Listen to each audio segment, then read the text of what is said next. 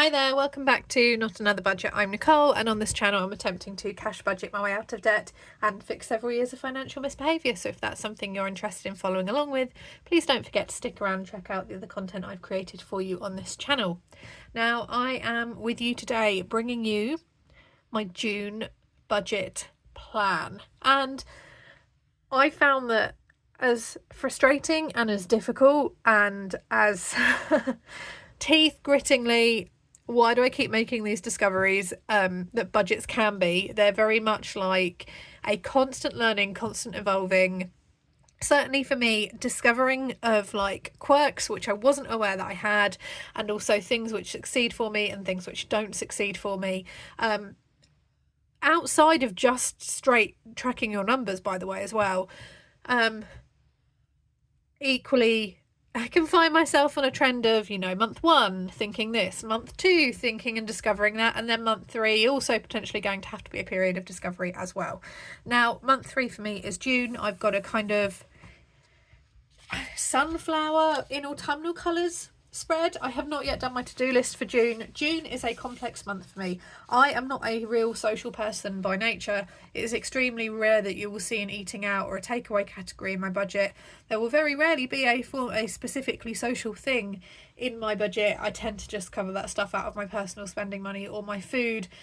Unfortunately for me, I have to leave the my introverted self has to leave the safety of my home and go out into the big wide world and be forced to engage with people socially in person, not via the remoteness of a camera in the same way that I speak to you. And I say this now as someone who is incredibly introverted and definitely falls into the meme category of in bed, tucked under the covers by 9, and don't let me around people because I just can't do it.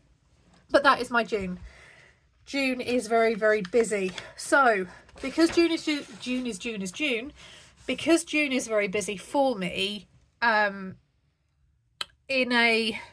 think I've tracked everything, or I think I've made a note of when things are, and I'm fairly sure I've forgotten something kind of way. Therefore, it's having an impact on my budget as well, because there is a lot going on. It's my last month of teacher training, and I'm on track still to pass. I have also passed my PGCE, which is the university side of that, so that is fantastic, and I will now be able to go ahead and apply for further education / master's level funding and training to complete that from September, which, if I get approved, should cover September's bills nicely. That is fantastic. I have now still got these 4 weeks, one big final observation to do, and then going from there. 4-week month for me, with kind of 2 rather annoying days, because I get paid officially on Friday, so I am starting my budget from Saturday the 1st, because I've got so many things that I've got to do on Friday in terms of running around and errands and getting things sorted, that I won't have time to go out, and certainly if I pull the money, I won't have really a chance to think about it, and etc, etc. So Saturday the 1st all the way to Sunday the 9th is week 1, and then we roll through quite nicely with the month closing out on Sunday the 30th, which makes my brain very, very happy. When I talked about discovering things through your budget that don't just have anything to kind of impact on your finances, I've mentioned that I've really been stagnating and struggling with listing, as vital as it has been for May. And bizarrely enough, the week I'm off on half term is when I'm able to get things photographed and get things organised and get listings uploaded and run things to the post office. And I think it's because there's a little bit of sofa rot, as I call it, going on, where I'm so drained and tired and have been balancing so many things in a school week that I am just getting on the sofa and going, I don't even want to try and formulate a listing right now. I don't want to write a description. I don't want to have to respond to anyone asking a question like, what's this measurement, or what's it? I don't want to respond to any of that. I'm too tired. I haven't got it in me. So I think there's the delay to that. And then additionally, the logistics around posting and getting labels printed and making sure it's turned in by this time. It's just logistically a little bit more difficult. It feels logistically more difficult for me to manage during a school working week, and yet has been surprisingly easy during the half-term holidays. So I need to look at timing wise, am I going to have one dispatch day a week, and is that dispatch day going to be a Saturday or a Sunday or a Friday, or can I try and manage two and definitely get that built into my routine? We shall see. But that is something which I need to continue the momentum, because I absolutely need to get money in for June. Absolutely need to get money in for June, because the 3k binder savings challenge is on pause for June. I'll have to see what the balances are like at the end of the month, but there certainly won't be any preliminary savings at the start of the month like we had for May. There's just no room for movement there whatsoever. The £2 challenge for social based activities is closing off on Sunday the 9th, so there won't be a savings challenge Sunday this video. This coming week I will save everything up to next week. And what I've also done is I have applied for and been accepted for, thank goodness for that, a NatWest basic current account, because they have the coin in machines. And I think, given that small change savings challenges I've worked out, and I think you'll all agree watching, they're a really effective way for me to save quickly and consistently, because I am more weighted towards cash-based spending, and for me they feel like the money I don't feel like I'm saving £56 a week. It feels smaller than that, and therefore I think it's easier. So with that in mind, and given the fact that actually I've been able to persist at the £2 challenge so far, I've gone ahead and done that, and that will allow me to do deposit the £2 challenge change, the penny savings challenge change, and I can get that all in there and get that account growing some more. My bursary, which is my kind of wage, this is the penultimate payment, so I get one last payment in July, and then obviously the bursary payment for this month is the £2,000 as standard. I said, which again I've said in previous videos, I know I'm going to exceed the £200 that I've budgeted for this in terms of actual savings, but £200 was where I reached when I did this plan, and after reviewing this plan, let's just definitely go with that. And then in terms of pending Vinted income and how things are doing, I'm looking to pull £50 in from Vinted. So at the minute, my overall amount of income is £2,250, and I want to stress that this will need to increase because of what is going on. Now, in terms of my bills, this is what is looking like a fairly standard set of week 1 bills for me, and that is because in week 4, around the 27th, 28th of the month, I have my water and my gas and electric / energy bill come out. So that's another £150, which is coming out at the end of the month, but everything else is weighted either in this week. Normally between the 1st and the 8th I have bills due, so I might have the odd couple roll over to next week, but we should be fine. Rent £9.50, car tax £16, car insurance £57, internet £27, mobile £28, Amazon Prime £4.50, YouTube Premium £8, pet insurance £37, £1,127.50. And like I said, if some of these are due to pull on the 8th, which I think my car tax and YouTube is, I think, they may roll over into next week's budget, but we'll see all that whenever I come to reconcile. In terms of the savings challenges that I'm planning for, just weekly, in terms of weekly, it's the penny challenge and the £2 challenge. But that being said, I did say I would close out this, which is what I have been working on, at the end of this week, regardless of what it's at, and then that would be the challenge done. If I get to 300, fantastic. If I don't, even better. What I also might want to do, because there is a couple of car boot sales coming up this week, within this 1st to the 9th period that I want to go and visit, what I might do is swap out some of the coins for notes and take the coins with me, because they're fantastic things to have at car boot sales, and then have that mix of a little bit of cash to take for these social things or not. We'll see. So whenever I come to reconcile on the 9th and do that big roundup, you may see that there's more notes and less coins. That'll be because I've done some swaps somewhere, but that is just me just doing whatever money admin I need to do to get going. And I pay the guarantor payment, their monthly bill of £300, and that's my biggest debt payment of them all. When we come to flexible down here, what I did last month in terms of listing in this first week the overall budget for the month and then tracking the expenditure and then rolling the actual balance forward worked ish. So what I've done, and you might not be able to see it here because lighting, is that these are my maximum monthly allocations, but I'm only going to log the actuals in terms of spending and then roll the balance weekly. And again, there might be a little bit of shuffling within this once it comes to the day. I am not going to be spending £160 on food in week 1, or if I do, that's completely fine if I'm doing a big stock up. Just want to put it out there. I certainly don't have a car that needs to have £240 stuffed into it straight away. The cat, £200 is I'll tell you about the cat in a minute, so we're going to come back to that one. Personal spending is £150, and that is because I have realised that I consistently put £100 down for personal spending, and I consistently come in between 130 and 160 ish a month. And I think that is me being contained with my spending and not mindlessly spending, considering I am a spender. And if there were no consequences to me not paying my bills and not paying back my debts, and I didn't need to eat or sort out the cat, I would blow this money on whatever I wanted to. I am that much of a spender by nature. I do think I have to just kind of acknowledge what the numbers are telling me and going, right, okay, I need to increase this, and then see where I sit within the 150. But the 150 is my personal spending money for me, and we are trialing, if I can afford it, a extended larger amount than normal. Teaching is about 100.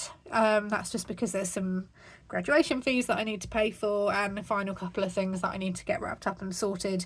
So that's in there as its own separate category. I'm going to say I hope that is it now between now and September, but who knows? I'm not even going to guess. Social and events is the £200, which is from the £200 challenge.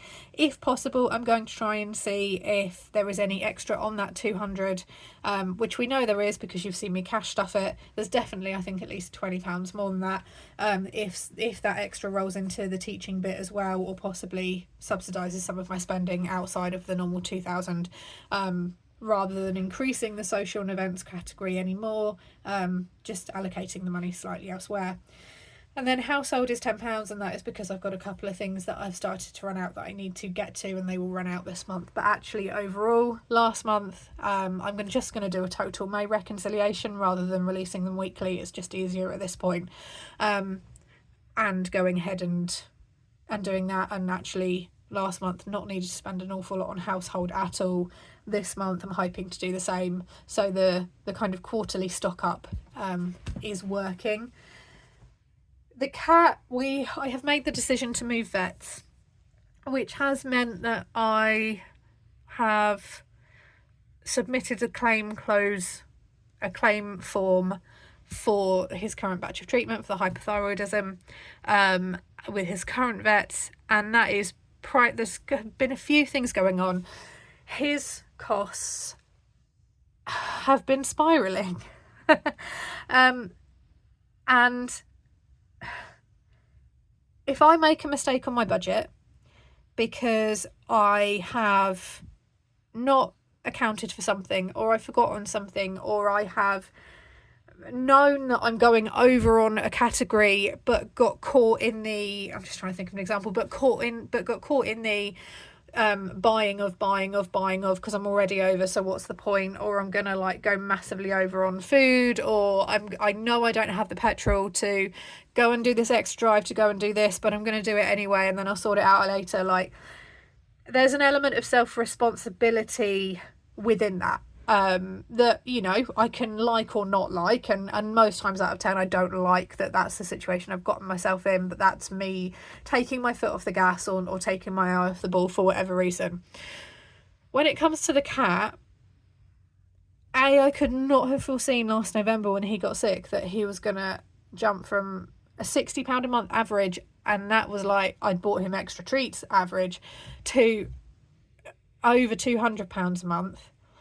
And I've not, since November, or since December really, I've not been able to get a consistent price for his medication, because his medication has either changed or increased in price every 2 months. So I'll have a month where I think, or I'll have 2 months where I think, okay, his 2 lots of heart medication are definitely costing me £56. Brilliant. I'm going to budget £56 for his heart medication, and he doesn't need a checkup. Okay, he's shed loads of weight really quickly, not 100% normal for him, let's go to the vets, and I'll pick up his medication while I'm here. So I know that the vet appointment is £39 for the review, and his thing is going to be 56, so I'm going to take £120 with me, and then that's a just in case. And I have the vet appointment, and that vet appointment, that cost has gone up by £20, so it's now £69 for a normal review, of which I would say he's not properly checked. They then decide, or they then announce that the 2 lots of previously £56 medication is now £84 because the costs have gone up. And also, by the way, he now has this, and therefore he now needs this type of medication, and that particular type of medication is £72, and it's the best medication we're going to recommend for him because we think it's the best for what's going on with him. Okay, can you expand and tell me a little bit more about what's going on with him, and can we then discuss his treatment options? No, sorry, your time's up, because this is only a 15-minute medication review and a general healthcare check on him. You'll need to book a more extensive review if you want to do that, and review his medication as well, and that's a separate one. Oh, and by the way, because he messed in his carrier, because he gets really, really nervous and really, really anxious, and he's got a heart problem, and he needed to go on oxygen, we won't charge you for the oxygen that we had to give him because we were running half an hour late, and he got himself in a state because he was lying in his own crap, even though I asked you to clean him up. But we are going to charge you for the crate clean and the puppy pad that we've put down, because he will inevitably, which he always does, vomit and diarrhea on the 12-minute drive back. So, trying to budget for my cat has been an almost impossibility, because every 6 weeks to 2 months, that's what it's been like. And I'm trying to remain positive on here and being like, you know, I'm doing this and I'm looking after him and it's fine. But I've literally got my mum on speed dial every time we go to the vets, because she knows that my income didn't go up by £140 plus when his costs went up. And we didn't, like, there's no regularity. So she knows that, you know, I'm budgeting this and I'm doing this myself with him, and she's very much like the backup. She's when the emergency vets go, we need to pay £900 straight away, she's the person who turns up with the £900, because she's like, yes, it's Bowie, of course we would. I've got her, she's on speed dial, she's at the end of the phone in case there is another extortionate charge or cost that I'm not aware of, or a cost that's gone up so much that I just don't have the money on me. Because we've even if I, you know, even me going over my personal spending money £30 is nothing compared to the cat costing over £180 more than what I think I've budgeted, which was March's fun times. So I have moved vets to a very, very local 4-minute away, so that he will not hopefully need oxygen or vomit or diarrhea in the cat carrier, because by the time he gets a little bit, oh, hang on, I'm in here and I don't like it, we're out and he's in and he's being seen to. He shouldn't need oxygen. And I'm hoping that him being with an independent vet means that there is going to be a consistent list of pricing for medication. I will not need to go back every 3 to 4 weeks, because he is not being seen by the normal regular vet who is signed off on long-term sick. He is being seen by a series of locum vets who want to see him in 3 to 4 weeks to assess his progress, but then are not based at that vet's anymore because they've moved on to a new locum job and it's a new vet, and the cycle continues. Excuse the outpouring. Excuse the outpouring, but he had another vet's appointment due booked this Saturday, and I have been agonising over this all week and just went, I can't do it. He's going to need oxygen when he's there again. Parking's a massive issue trying to get parked at this place as well, which means parking a bit further away, then walking in the crate to him, which is going to just stress him out more. He'll just be wallowing in his own filth for a little bit, because if you turn up, and I've turned up and gone, I know you're not seeing him for 15 minutes, could someone please, he's in a mess, he's in a state, could someone please just clean him up, or can you give me some things and I'll clean him up, like, it's fine. And they don't. So I'm really glad that I'm not there. We still have an appointment. We've got an appointment tomorrow night with his new vets, just to discuss everything and just to have an overall checkup. Nothing invasive, no bloods, hopefully no oxygen, and then hopefully I can get his meds and med prescription set up with a new provider. I'm hoping they're not going to, because I even asked, some people will be like, what about online vets prescriptions? I looked into that. The surgery, his previous vets were asking for £14 per written prescription per medication, which at that point was just, I could have just cried. So I'm hoping that I can get that sorted and going. So in short, there is no total budget for flexible spend expenses in terms of I'm definitely going to spend this. I've got a rough guide which I'm going to follow, because again, the £200 for my cat this month is a guess. Teaching would shift, social events would probably shift, my spending would probably shift and reduce if that needed to go any higher. So on that basis, I'm just going to log my actual spending. What I am also doing, and also as well, just in terms of timeline, because this is for the month, it means that if I get £100 in business-based income, for example, in week 3, and I know I've got this much that I need to do on a food shop and X, Y, and Z, I know what that's going towards, and I can just pace it out and spread it out a little bit more. We know by now that most of my personal spending, most of my just usage in most of my financial activity, I should say, full stop, from vet appointments, ordering cat food, me if I have a chiropractor appointment, paying the guarantor, my really expensive bills, definitely putting petrol in, because I don't know about anyone else, but I get it down to as low as possible before payday. Doing a food shop, if you're going to do the quote-unquote big shop, or there'll be a Amazon basket or Temu basket or whatever of things that I've been looking at for a couple of weeks. My general financial activity tends to happen within this point anyway, and then it quietens off. So what I have decided to do, and this is something that happened in May, and May, again, 5-week month, lots going on with the cat and obviously with teaching and things like that. I definitely fell out of love with tracking, and the last kind of week and a half of May, I didn't really log any expenditure. I didn't sit down every night and reconcile the receipts. I struggled in terms of like how I was working out my rollover, because I got a little bit in my head over what was a cash rollover and what was a card rollover, and by the time I was due to like update that and do my week 2, I'd already obviously had some transactions go out on card and made some on cash, and then I was like, but I don't know what I've spent, I don't know what my rollover is, I just know this is what I have, and I can't track back far enough, and now I'm getting myself in a kerfuddle because I paid cash in here and then I did this and this came out of here, and no I didn't, I can't find the receipt. So I'm fine, by the way. I know I'm sounding really, really frantic, but this is quite a cathartic moment for me, and I don't know if anyone else does find that as well. If you're a YouTuber and you're a talking set of hands like me, you can just cathartically go what. But also doing your budget does sit, particularly if you need to tie a planner into it as well. Oh my goodness.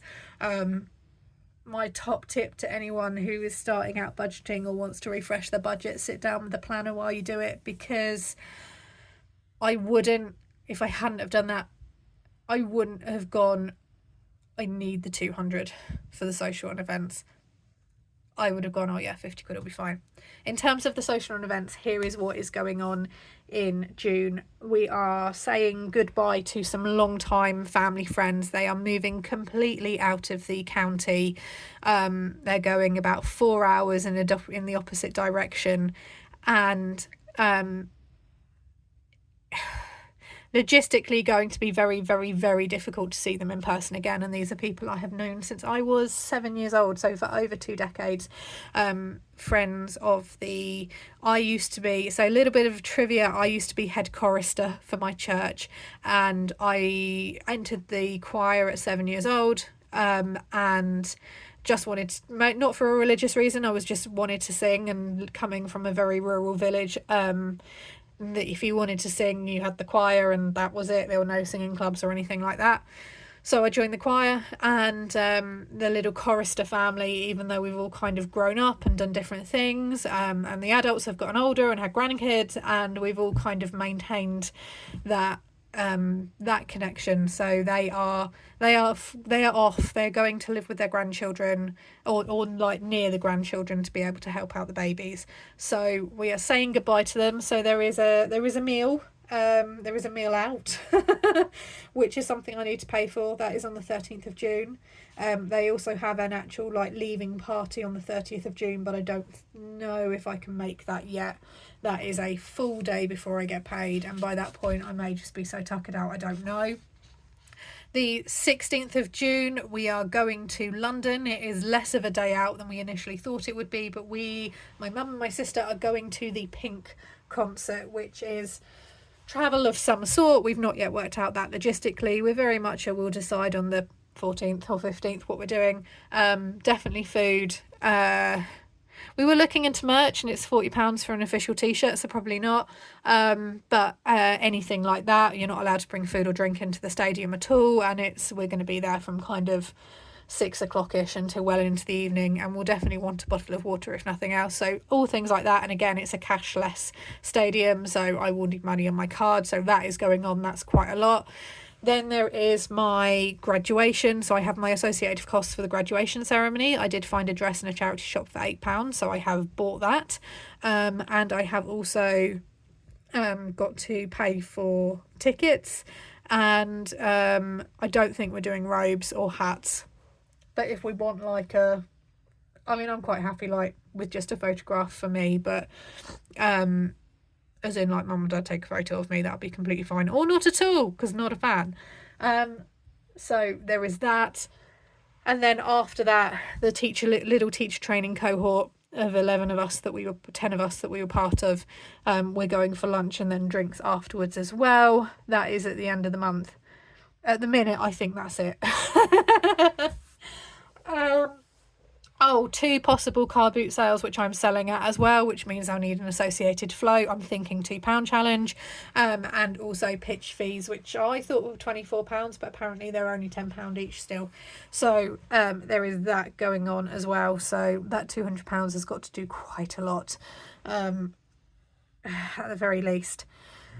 Therefore, because there is so much going on in June, and that's not me taking into account any additional observations, school events that I might need to be involved in, etc., etc., I'm only going to be planning my budget 1 week in advance.